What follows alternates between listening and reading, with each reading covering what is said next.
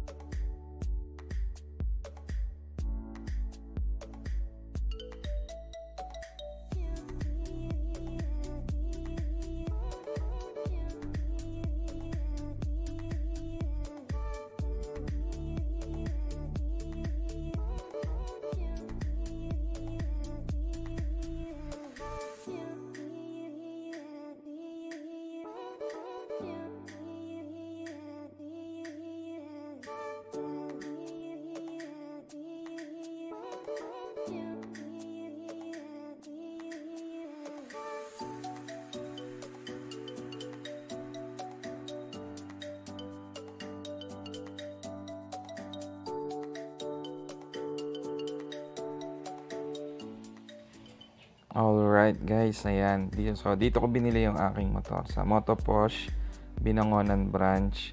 Ang pangalan ng dealer is Exponent Motor Corporation, Barangay Kalumpang, Binangonan, Rizal. So ayan po.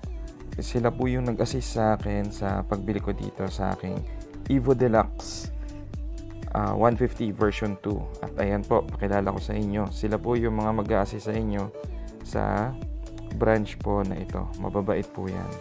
At napakarami din po nilang iba't iba pang motor dito na pwedeng pagpilian para dun sa mga naghahanap ng motor. Ayan. Evo Deluxe din po itong kulay puti na to, pero ibang version yan. Di ko alam kung anong version. Basta iba yan. So ayan po. Meron po silang mekaniko dito mismo sa branch. So yun po yung isang reason na kinonsider ko bakit dito ako kumuha, kasi merong mag-a-assist sa akin after sales. Ayan po. So ayan, ito isa sa mga naging gusto ko, yung vintage nila.